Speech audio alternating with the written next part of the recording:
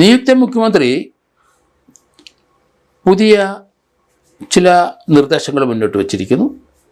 ചെലവ് ചുരുക്കുന്നതിൻ്റെ ഭാഗം തന്നെയാണ്, നല്ല കാര്യം. പഴയ LDF മന്ത്രിസഭയിലെ മന്ത്രിമാർ ഉപയോഗിച്ച വാഹനങ്ങൾ തന്നെ മതി പുതിയ മന്ത്രിമാർക്കും. പുതിയ വാഹനങ്ങൾ വാങ്ങേണ്ട ആവശ്യമില്ല. അവരുപയോഗിച്ച വാഹനങ്ങളിലെ ഏറ്റവും കുറവ് കിലോമീറ്റർ ഉപയോഗിച്ച അല്ലെങ്കിൽ ഏറ്റവും കുറച്ച് ഓടിയ ഒരു വാഹനം മതി മുഖ്യമന്ത്രിക്ക്. ആ മന്ത്രിമാർ ഉപയോഗിച്ച വാഹനങ്ങൾ തന്നെ മതി ഇപ്പോഴത്തെ പുതിയ മന്ത്രിമാർക്കും എന്ന് അദ്ദേഹം ഒരു തീരുമാനം പറഞ്ഞു കഴിഞ്ഞു. വളരെ നല്ല കാര്യമായിട്ട് തോന്നുന്നു. അപ്പോൾ ഏറ്റവും ഓട്ടം കുറഞ്ഞ കാറ് മുഖ്യമന്ത്രി എടുക്കട്ടെ. കൂടാതെ അദ്ദേഹത്തിന് ഇപ്പോഴേ പ്രതിപക്ഷ നേതാവ് എന്നുള്ള രീതിയിൽ ഒരു കാറുണ്ട്. രണ്ടാമത്തെ കാർ അത് മതി എന്ന് നിയുക്ത മുഖ്യമന്ത്രി പറയുകയും ചെയ്തു. അതുപോലെ തന്നെ മന്ത്രിമന്ദിരങ്ങൾ ഒന്നും മെയിൻ്റനൻസ് ചെയ്യേണ്ട ആവശ്യമില്ല. അത് കൂടുതൽ വലിയധികം പ്രാണം ചിലവാകും. ക്ലിഫ് ഹൗസ് തന്നെ മെയിൻ്റനൻസിന് അവസാനത്തെ മെയിൻ്റനൻസിന് 70 ലക്ഷം രൂപ ആയെന്നാണ് പറയപ്പെടുന്നത്. അതുകൊണ്ട് ക്ലിഫ് ഹൗസും പോലെ പഴയ മന്ദിരങ്ങൾ എല്ലാം ക്ലിഫ് ഹൗസിൻ്റെ മോഡലുള്ള ആ മന്ദിരങ്ങളെല്ലാം മെയിൻ്റനൻസിന് വളരെയധികം പൈസ ചിലവാകും. ഓട് മാറണം, തട്ടുംപുറം മാറണം.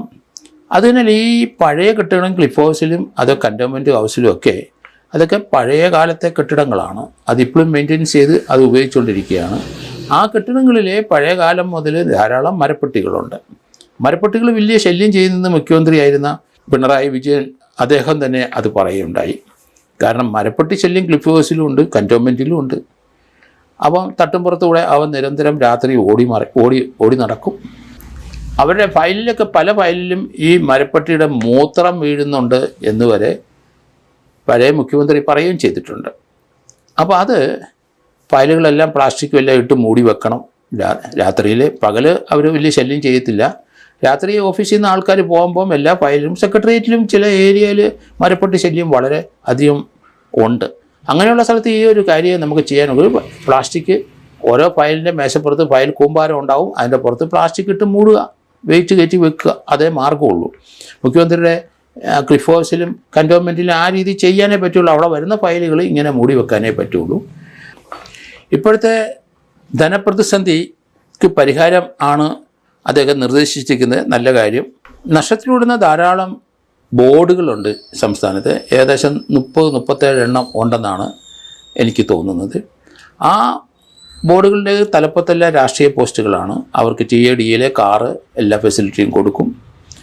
അതെല്ലാം നഷ്ടത്തിലാണ് ഓടുന്നത്.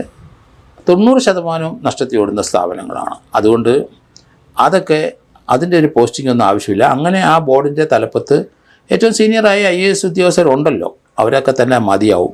അത് മേൽനോട്ടത്തിന് അത് വരുന്ന മന്ത്രിയുടെ അവിടുന്ന് ഒരു മേൽനോട്ടം മതിയാവും. അതുകൊണ്ട് അവിടെ ചിലവ് നമുക്ക് കുറയ്ക്കാം. അത് തന്നെയല്ല, അവിടെ ഈ ബോർഡിൻ്റെയൊക്കെ അവിടെ എപ്പോഴും ആ ബോർഡിൻ്റെ അംഗങ്ങൾ പലരും രാഷ്ട്രീയപരമായിട്ട് പോസ്റ്റ് ചെയ്ത് അവരെല്ലാം TADA വാങ്ങിച്ചെടുക്കുകയും അവർ തിരുവനന്തപുരത്ത് വന്ന് താമസിക്കുകയും അതിനൊക്കെ ചിലവ് ബോർഡ് മെമ്പർമാർക്ക് കൊടുക്കുന്നുണ്ട്.